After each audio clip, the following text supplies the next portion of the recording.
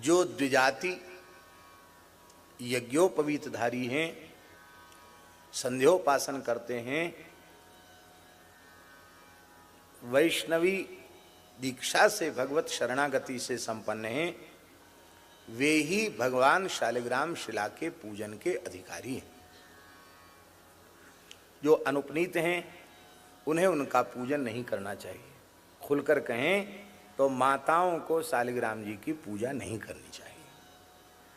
हम रोज देखते हैं बाबूजी बड़े प्रेम से, श्री जानकी वल्लभ जी मारू बड़े प्रेम से ठाकुर जी की सेवा करते हैं। ऐसे करो तो ठाकुर जी विराजमान करो।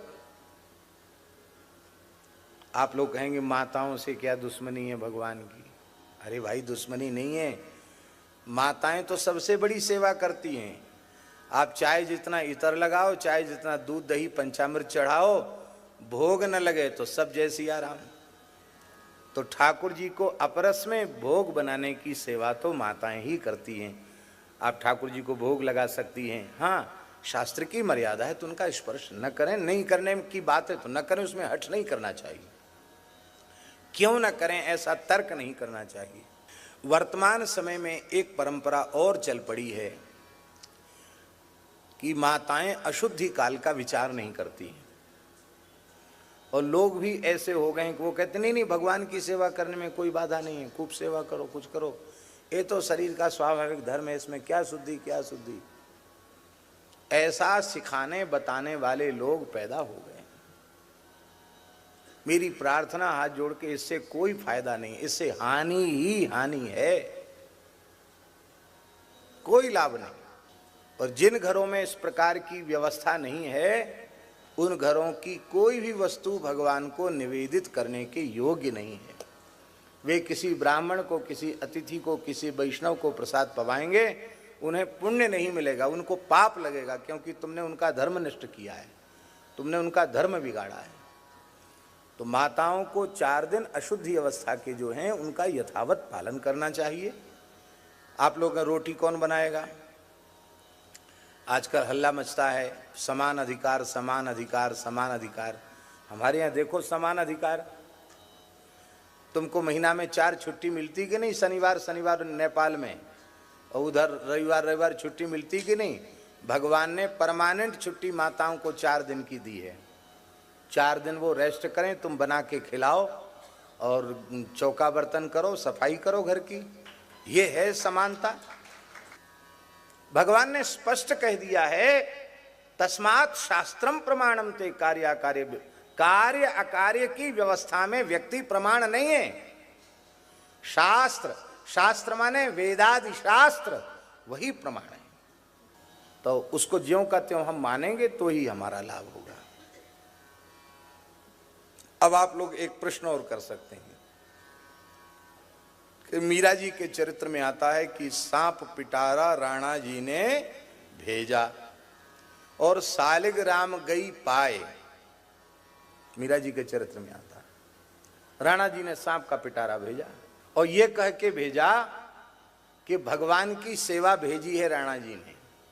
उसमें भयंकर विषधर नाग था और मीरा की सखी ने, दासी ने कहा कि महाराज का षड्यंत्र है, ये नाग डस लेगा, हमको सूचना मिल चुकी है। उन्होंने एक नहीं सुनी, बोले जब भगवान के नाम से आया है तो चाहे मरना हो तो मरे, पर भगवान आए हैं इस बात पर विश्वास न करना ज्यादा अपराध है, मैं स्वीकार करती हूं। अपने मस्तक से लगाया और जैसे ही पिटारी खोली तो शालिग्राम भगवान मिले।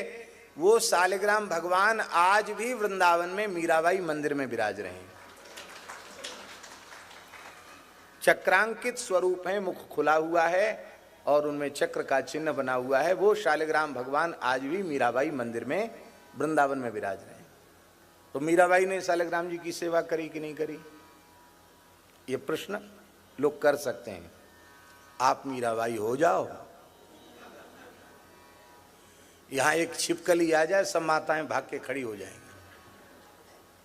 आप मीराबाई बन जाओ, शालिग्राम जी सांप के पिटारे से प्रकट कर लो, करो पूजा।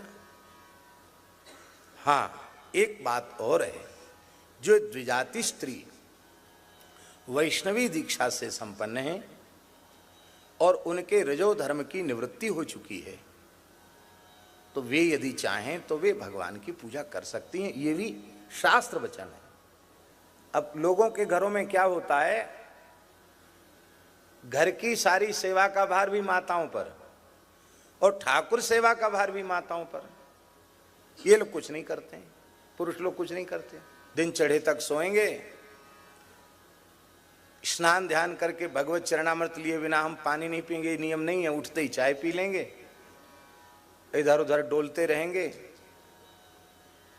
पूजा नहीं करेंगे। सबके लिए नहीं बोले, आपके लिए नहीं बोले, आप तो रोज पूजा करते। प्रायः ऐसा संसार में देखने में आता है। माताएं बेचारी पूजा करती हैं। माताएं घर में राधा कृष्ण का स्वरूप, सीताराम जी का विग्रह स्वरूप, लक्ष्मी नारायण का विग्रह स्वरूप, लड्डू गोपाल जी, इनकी सेवा जब शुद्ध शरीर में खूब कर सकती, स्पर्श कर सकती, श्रृंगार कर सकती। पर शालग्राम शिला के लिए शास्त्र की विधि है, तो उसका हमें आदर करना चाहिए, उसी से हमको लाभ होगा।